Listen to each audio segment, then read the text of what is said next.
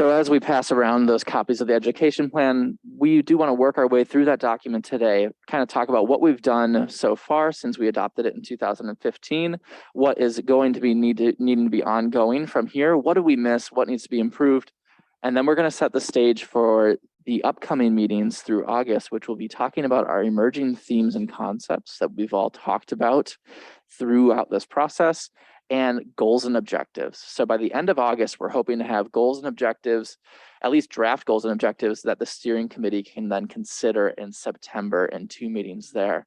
And I will eventually, keep this in the back of your minds, ask one of you to be present for those steering committee meetings to talk about what people are actually saying in the Heritage Preservation Subcommittee.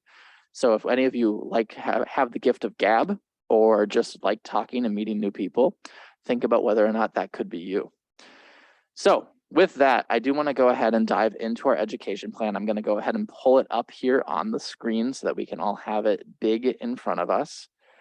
And of course, it's not the first thing on the screen, but maybe it'll get there. Perfect.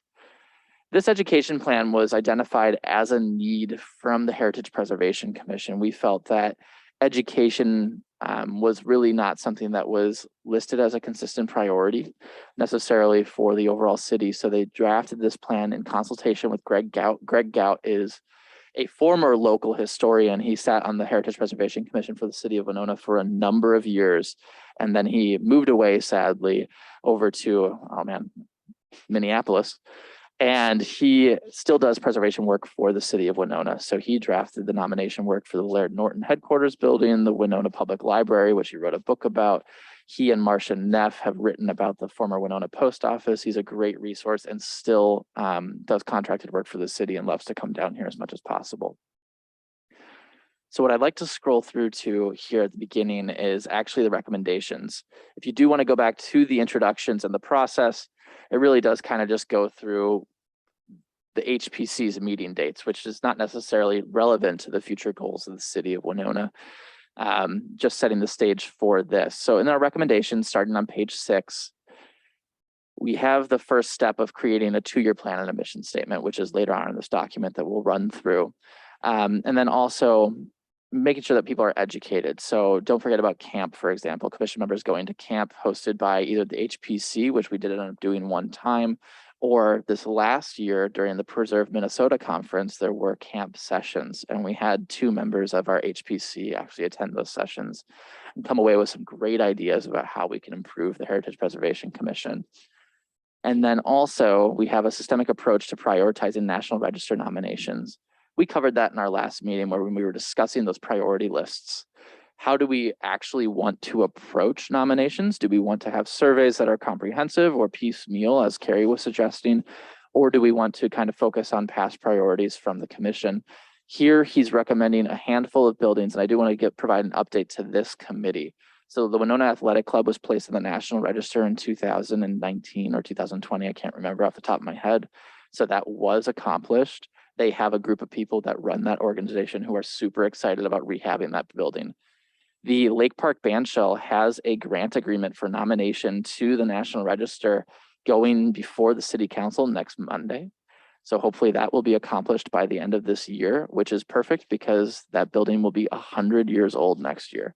So it'll coincide nicely with its centennial. The Daniel Sinclair House, and Jessica, go ahead and jump in. Is restoration work included in that grant process? No, restoration work is not. Okay. Separate funds are being looked at for restoration work of the Lake Park Bandshell. Thank you. Yep. 75 East Broadway is this gorgeous building right here, an Italianate facing Broadway Street. It is multiple housing units at this time.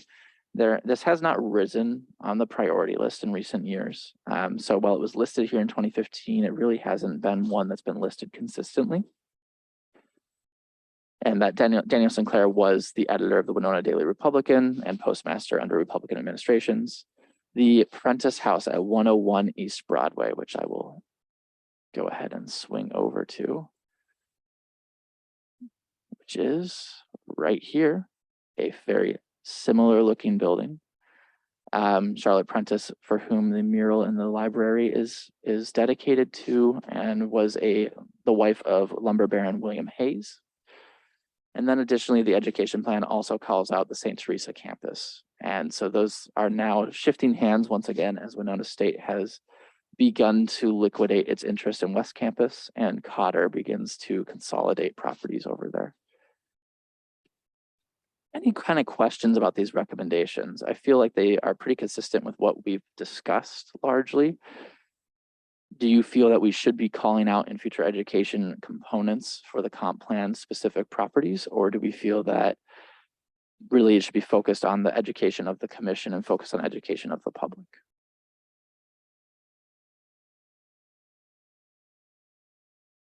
Grab those microphones. I think a focus on educating commissioners and the public is still appropriate in my opinion. But I know in some of our earlier meetings, we also talked about looking at like regions or districts of the city as opposed to just individual properties, and educating in that capacity, which I may have missed it, but I don't see any kind of reference to in this document. It's a great note, absolutely.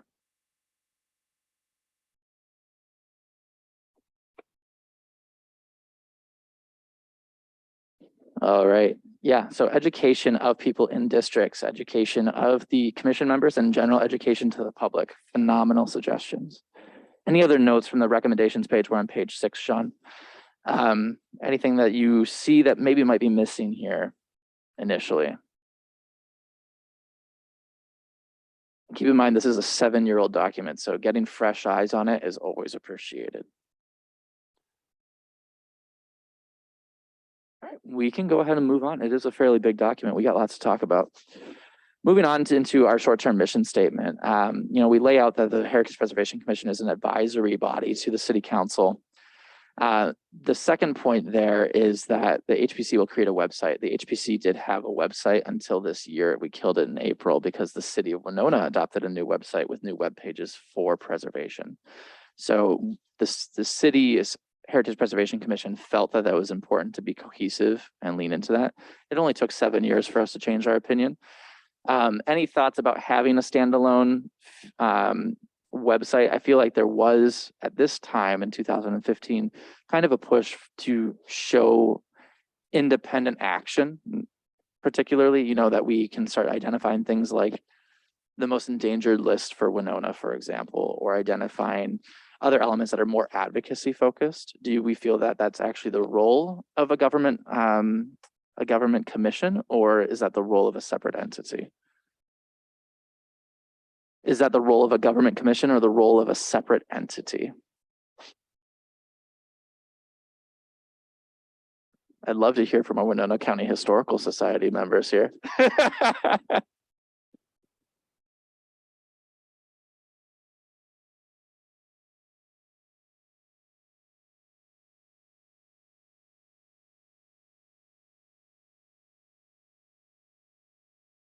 Correct. Yeah, they are approved as a city commission. All right. Record. It gives more authority to the organization, I think, to be under the city. Yeah, agreed. And then also just back to the website question. I know we talked about it back in 2014 too, with being an educational component or, an accessible resource for historic property owners. So I think just in my opinion, it could be just fine staying within the city, being that it is a city commission, but, could that have other pages attached to the commission's page with more research or resources for educational opportunities? Like, I would even say, if historic property owners want to research their house, link to our archives page and how to do that with the Historical Society and other partnerships and resources, and then also all the other legal stuff, grant opportunities, like have more on that website rather than just commission members and basic info, just elaborate on what's already there rather than its own. Phenomenal suggestion. I love that partnership opportunity. And I should note that Jennifer's name is littered throughout this document. So Right. apologies that you are specifically called out multiple times in this document. I saw that. I was like, oh, do I remember this? Oh, yeah. Okay. Aaron, did you have something that you wanted to add to? Yeah, well, maybe just kind of piggyback on what they've already said, but I think it would be a great idea just for education, maybe some minor community outreach. I'm not sure if like COAs can be applied and, done online or not. That might be a benefit, but also just to help create some more pride in the community as far as some of the buildings and homes that we have that are unique, kind of elevate them a little bit. I mean, there's an amazing story map that they did on the Wyndham Park Historic District, and it's not highlighted on the website. There's a little link to it, but you have to know what it is and dig for it. Like, I mean, that should be like a graphic and like its own like page in itself as an introduction, and then go to that map. I mean, that's such an amazing tool for education. Our walking tour guides use it all the time for that route. Did you just use it over the last weekend? Yeah, I'm sure. I think we log on to that quite a bit, and we do have it linked to on our virtual visit page on our website for like online learning opportunities. But I mean, if people search the Historic Preservation Commission, they should toot a little bit more of their own horn on that awesome project. And Carrie, I saw you grabbing that microphone. You almost spoke, but we cut you off. Well, and I had a question just to go back to your original is the role of advocacy and other groups. I'm unfamiliar if there are other groups who are picking up that role. I mean, could you clarify that distinction? Yeah, I think it's a good question, and I think it's ambiguous. I don't know that there necessarily is a clear distinction. The Heritage Preservation Commission does annual preservation awards, but other than that, they don't really do a lot of advocacy out for XYZ. A lot of it is acting as a regulatory body, which is a responsibility, of course. And then there's there's the question that often comes up as we talk about things at the Heritage Preservation Commission level of whose responsibility should it be? Signage becomes a question of, is it the responsibility of the commission to do that, or is it the responsibility of the city streets department to just be aware of signage and should be doing it, or is it the responsibility of the historical society, or should there be another entity? One of the interesting things that I was thinking of over the last few months as we did the Winona County Courthouse open house was that there used to be an organization called Winona Preservation and Progress that saved the courthouse and really pushed for a lot of new preservation priorities. And those types of organizations don't really exist anymore. These more independent organizations, at least to my knowledge, and I feel like I should be aware of them if they do exist. So yeah, I think that there's maybe a gap even. Yeah, but I do see the importance of the HPC staying focused on that regulatory and being under, have the authority of the city, maybe more so than an advocacy group. So, it might be nice to see a group of people who want to be organized and help sort of bring things forward. Would it be appropriate to have kind of more of that education and advocacy as like a subcommittee of the HPC? But I don't I don't know. I don't know either. That's why it's a question. Yeah. Mhm. I don't know. Just a thought. I'm going to take that as a thought to ponder because I don't want to respond necessarily to it because I think that we'll get to that point. Aaron, you're also looking to contribute. Yeah, so I've just been thinking about, the other commissions that may be in the city of Winona, and a lot of them will be either advisory or, decision-making. But I'm trying to think if any of them have, like the HBC is responsible for structures, buildings, things that the public can view on a daily basis. So maybe, so I was just trying to think out loud if there are any other commissions that have things like that. So I think this could maybe more of a benefit to the public. If that makes sense. Can you elaborate just a little bit? Well, I guess going back to the thought that, like I said, the HPC oversees buildings and structures and heritage of the city. So it's more I don't say prominent, but easier for the public to witness and see on a regular basis. It's not just when the HPC meets once a month, whatever it is, but it's actually, you go out and see some old buildings, some old houses, and the story behind them. It's regularly interacted with, not just at a meeting, is what you're getting at. Okay, sure. All right, I would like to move on to that next point here. So the members of the HPC, in coordination with Winona Main Street, will reach out to owners of heritage preservation sites, especially in the downtown historic district, offering clearly written information which responds to common questions about the maintenance and alteration of historic buildings. Here I'm going to pull up a document that some of you may not know that we created. How many of you are familiar with the fact that we have a Main Street Downtown Design Guide reference manual? We got one wishy-washy amongst people who are chosen to be interested in this topic, which tells us a lot, right? So we created this document so any property owner can say, hey, listen, I'm looking at windows. Where do I go for windows? Who do I talk to? We have direct contacts listed in this document. What are some helpful tips? Who can we reach out to? And I will note that this is actually out of date because we've updated this with the previous, now the person who left after Emily used to have their name on this. So this needs to be updated even more regularly. We have relevant zoning categories listed in this document. We have different call outs to specific portions of city code that you should be referencing and reaching out to. It's a really pretty great document for where to begin as you own a downtown building. And, you know, the evidence by the fact that we are all interested in this and we weren't aware that it exists, and the fact that Sean owns historic buildings in the downtown district and probably has never seen this building or this document before, tells us we got some legwork to do in terms of sending this out to people, and more regularly referencing and reaching out to people. I will also note, if you don't like to read, we have it in a video format as well. This is very fancy. Where is this hidden? It is all hidden on the Main Street website under the resources tab. That's exactly right. Yep. Former city council member Al Thurley narrates this. Any thoughts or comments, knowing that we have this, related to distribution? Yeah, get it out there. Are you gonna speak? I'm sorry.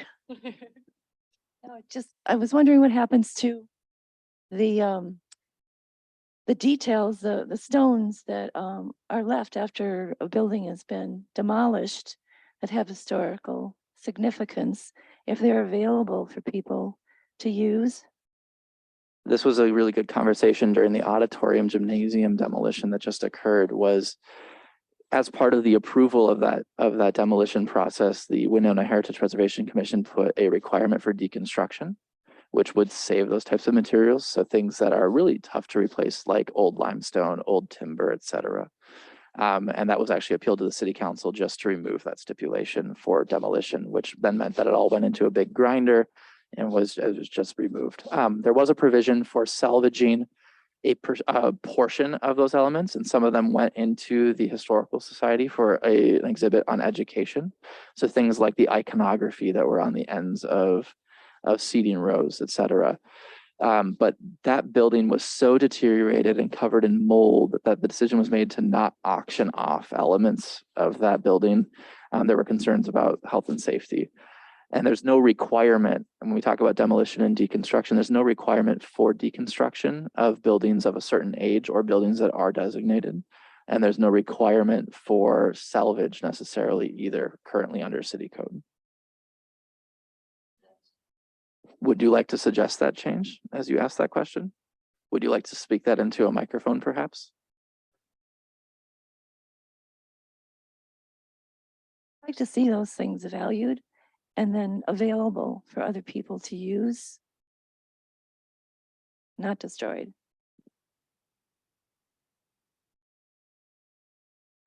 Just to ask a little more for clarification, people to use, like, would you like to sell it privately or keep it inside the city ownership, or what kind of a vision would you have for that? I just think they should be saved, and then, I mean, that could all get worked out, but they're not being saved in some cases. So that would be the first step. someone asked me about when the old what building we just tore down, the theater building or the auditorium. Yeah, people reach out to me and say, "Hey, can we get any of those chairs or old school desks, wherever it was?" And so I reached out, but then Aaron Slavey said they're all, you know, deteriorated based on the mold and stuff like that. So there is some interest for some people to obtain stuff like that, but obviously it needs to be attainable as far as quality wise. I mean, that was kind of a unique situation where it was let go so long that it was hazardous. When we walked through it, we did talk a little bit about, again, back to education piece of there are businesses that do restoration salvage. So, you know, like the owners of these properties, could have, you know, if there's a list anywhere of those places, I know there's one in Minneapolis that's commonly used where they actually pay the owner to come, they do all the work, they come in, pull what they see fit, pay for that, leave, and then it's up for, you know, public purchase through their website and store.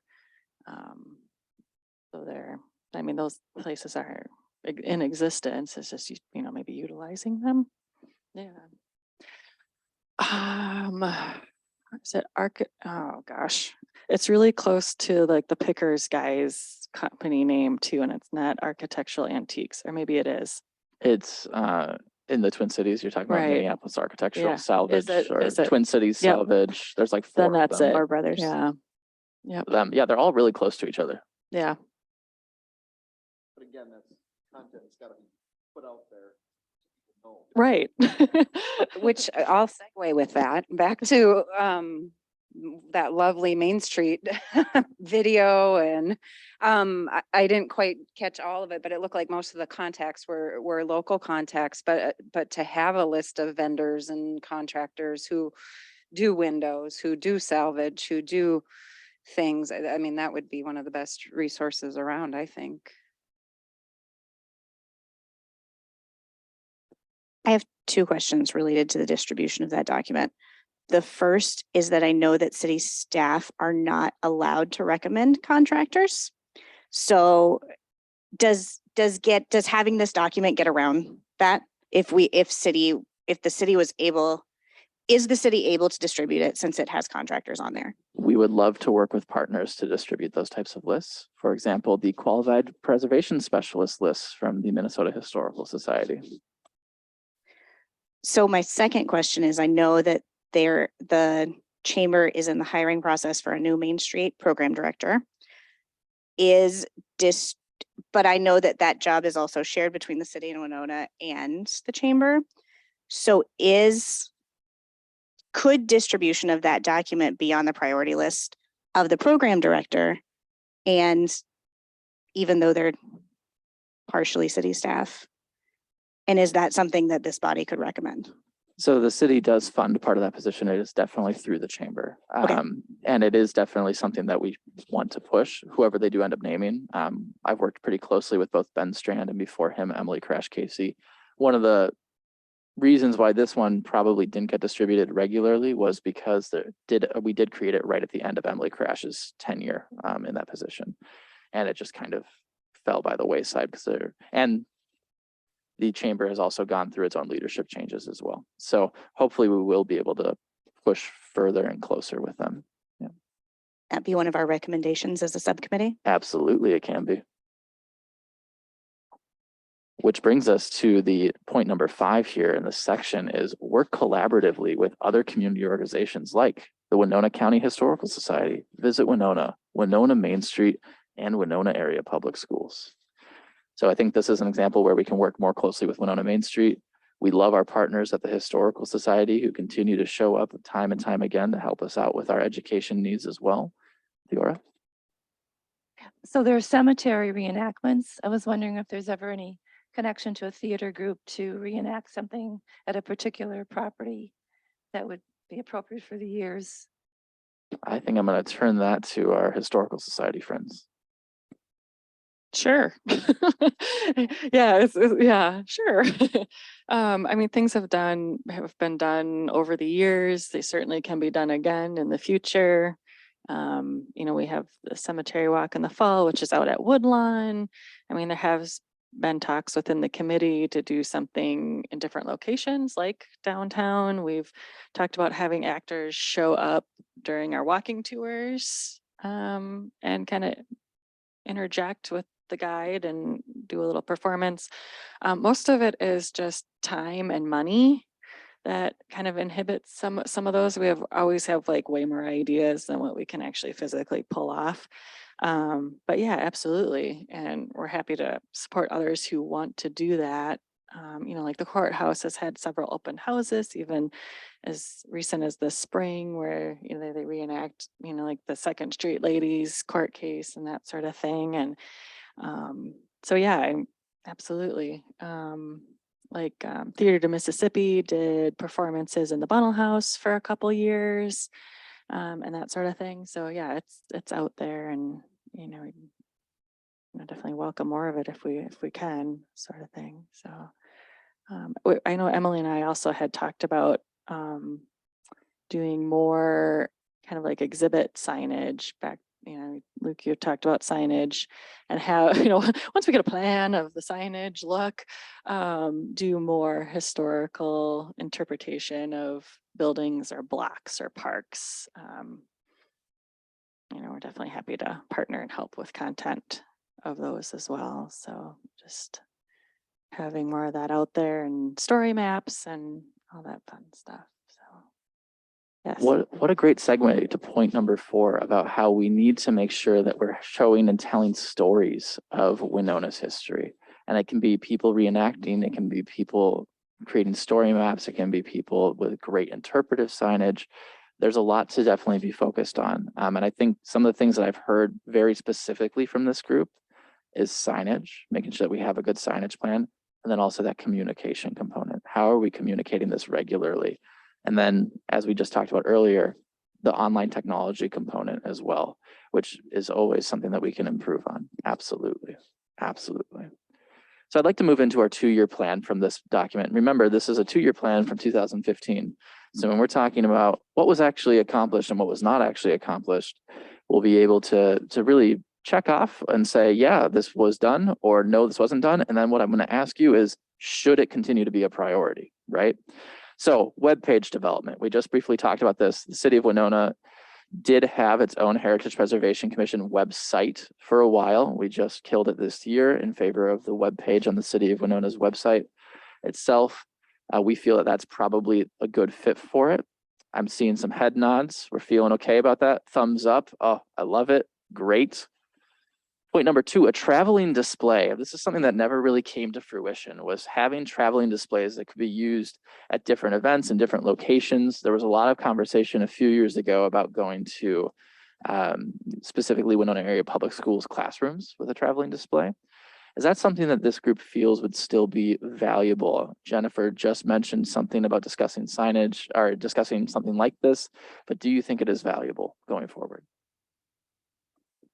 We're exploring this then, and I don't know if it is worth it for in the schools per se. I mean, great, extra, but if they would want to do some sort of traveling display piece, I could see that maybe more valuable within the public buildings that are historically significant, like in reception areas or spaces that more people would see it. I don't think we'd have any more success getting into the schools like we tried in 2014 and 15 today. But I mean, there's other resources out there that students can learn about historic preservation and architecture, coming to the History Center for a field trip, doing tours downtown and that sort of thing. But I don't know if a traveling exhibit would be great for the schools, but I could see like even just something simple like a pull-up banner is saying, this is what the historic preservation is, this is what they do, this is what they can provide, historic property owners and the community, and just kind of more of like a, hey, we exist other than a monthly meeting that most people don't know about sort of piece, then, you know, but then, you know, have kind of those exhibit signages all around town if we want to at some point, which is more about the building or the people associated with the buildings and kind of that more historical society avenue piece. But I could see the HPC doing just more of their own kind of promotional and education as a traveling exhibit rather than about the buildings and about the people, maybe. That made any sense? My rambling. Those ramblings made so much sense. You had tons of good points.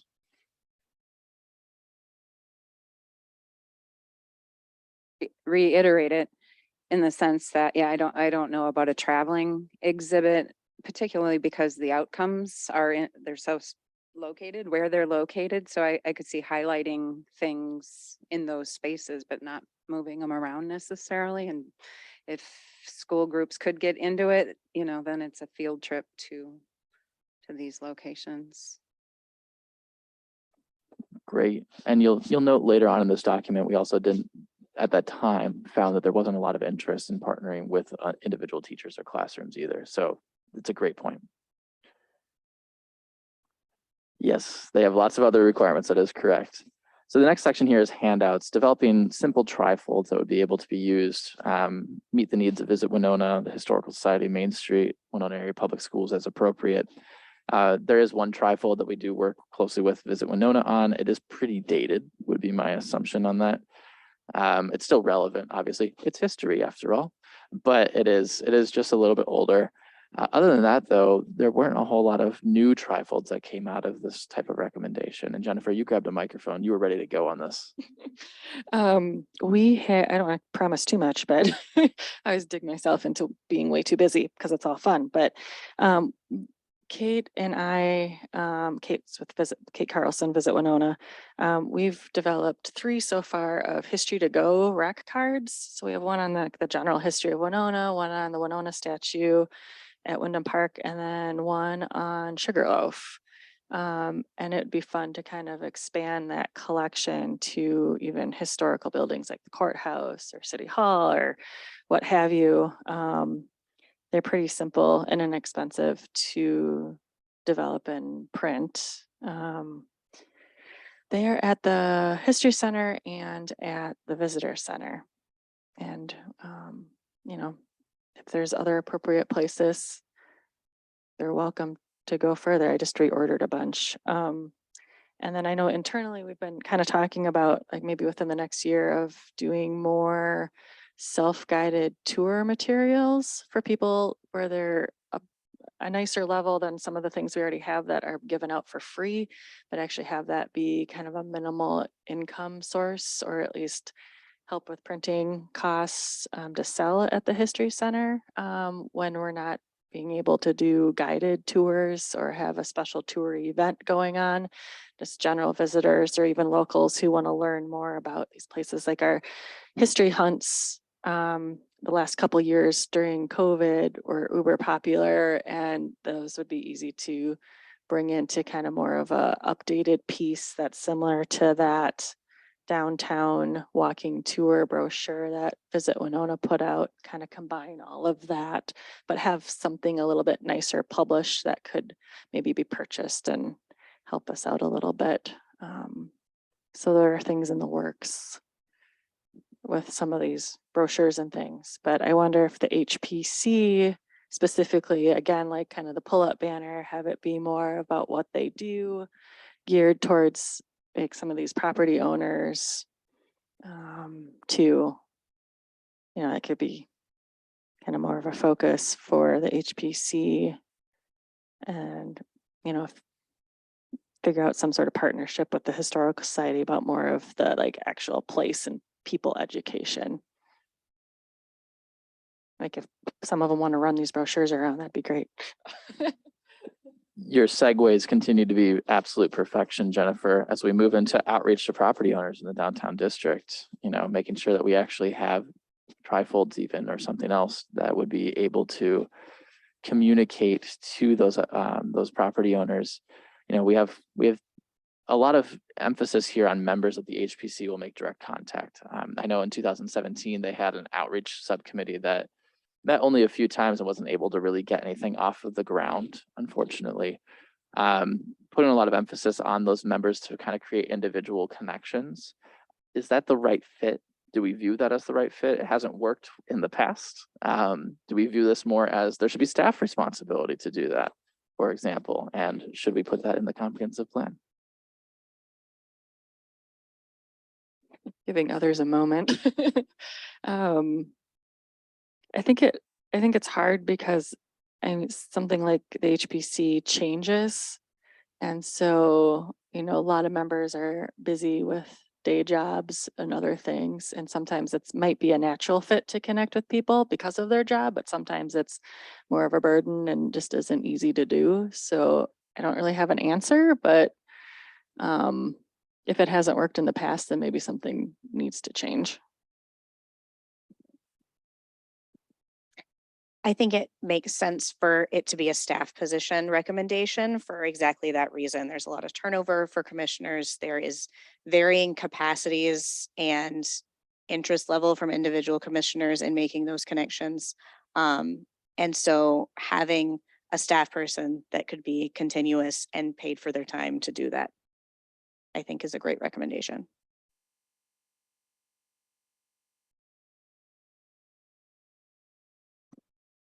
Would that be a good fit for the Main Street coordinator? What a great connection. Saying it out loud. The Main Street coordinator, so the person responsible for Main Street. So the next section here, we have curriculum development, Winona Area Public Schools collaboration. I think that we've already discussed that a little bit about how maybe this isn't the most productive route to take. Anybody want to say that? Having been involved the last time, and it was definitely a dead end. And like Carrie said, I think it's the same today as it was back then. They have their own criteria they need to get to with teaching, and these extras are great, but they just really don't have time, especially now in the age of getting out of COVID and trying to catch up. But I wrote a note when I was reading through this to kind of remind myself all of this. I wrote a note saying, who is the HPC's audience? Is it school children? I don't know. Like all things, if there's a class or a teacher who's particularly interested, being a resource for them is a wonderful idea. But I think my experience working with trying to develop programming for schools is see what they need and provide it for them rather than give them something because you know they need it in your mind.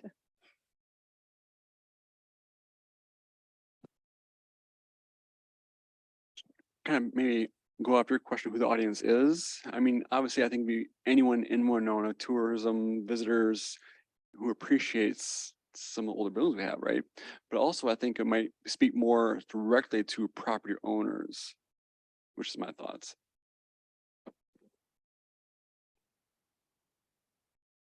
Thank you. Those are all really valuable comments. I think that really helps kind of curb the direction that was laid out here to maybe be more achievable going forward.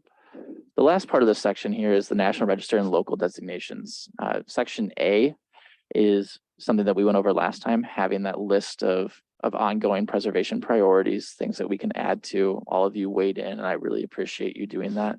And section B, huzzah, something we actually accomplished, where we did actually create the Wyndham Park Historic District in 2016 as a local district. And in 2021, it was added to the National Register of Historic Places.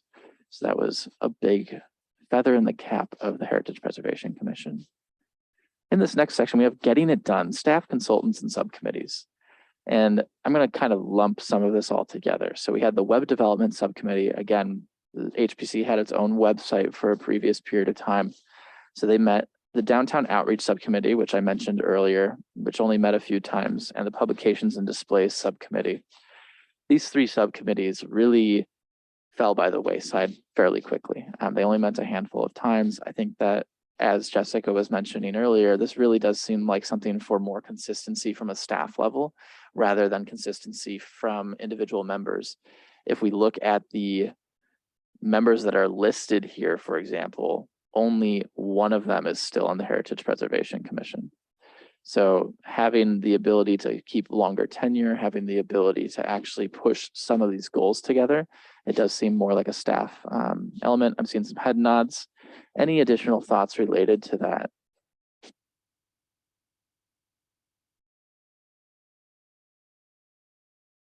All right, we all just seem really comfortable with that idea. That's perfectly fine. We can continue on. So this next section is primarily looking at foundational documents of the preservation movement. I don't really want to spend too much time really going through that or the history of the Preservation Commission, which is great to have.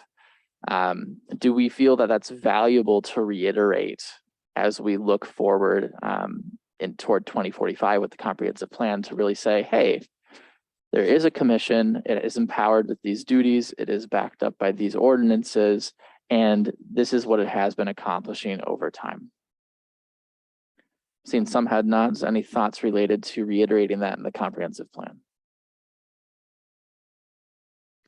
I'm not sure if we need to reiterate it in the comprehensive plan, but it's a nice educational tool for both incoming members as well as the public of just the commission's work. I could see it like being on their webpage or something like that, or in the brochure or something. Sure. Is it valuable context? Do you feel like you might have learned something looking through that list? I kind of skimmed it. It wasn't the most fascinating thing you've ever read? It could be condensed a little bit. Highlighted. Right. Sure, that's a good note. Any other comments related to this document as we approach the end of it here? What do you wish was in this document that we didn't see? Some of it are things that we've already talked about, you know, again, communication across multiple platforms, making sure that we actually connect with people. How do we make sure that people feel that they're aware of elements?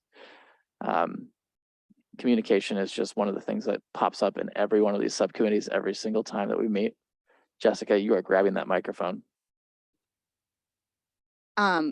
Something that's come up in our meetings that wasn't in this document anywhere is connection to Indigenous populations. Whether that's research or highlighting or whatever steps need to be taken to kind of strengthen the visibility of that group in our conversations around Winona's history and heritage. I don't know what the next steps are, but I would love to see it in documents as priorities. But it's similar to what I was going to say, just kind of more resources. Who do we go to with Indigenous communities and who, you know, again, back to who do you go to for specialties for preservation? And I just kind of see the need for kind of a, and to be clear, I haven't really looked at the website that much, but are those resources available? It just, if it's educational, those are the kind of things. I think about the Department of Interior standards and all of the resources that they have available online, just a link to some of those pages. And there's stuff out there more than you ever wanted probably, but just compiling all those types of resources, TIPO officers for tribal stuff. And Yeah, and I think the organization of all of that, so it's not so overwhelming, exactly. would be really helpful, condensed or some frequently asked questions or, resource lists tied to those questions or some sort of organizational component that would help it be more digestible rather than just overwhelming giant list of links. We'll try to avoid the overwhelming giant list of links. Absolutely. Well, I want to thank you all for going through the education document. I want to talk about next steps. So we are approaching the final 3 meetings of this subcommittee. And what we want to tease out from all of you are our goals and objectives to relay into the comprehensive plan for the steering committee to respond to, and then the planning commission, and then the city council. So I'm going to show you what our template is for that. And I will be sending this out to us all to consider for next time. So what we're looking at is a goal, a broad general statement that describes the desired outcome, objectives, a statement or statements of measurable results to achieve a goal, and strategies, specific actions to achieve an objective. Our goal is for the subcommittees to create these goals and objectives, and staff will propose draft strategies based on our conversations for you all to respond to as well. So that way we don't have to get too into the weeds, and we have those broad goals and objectives more to respond to.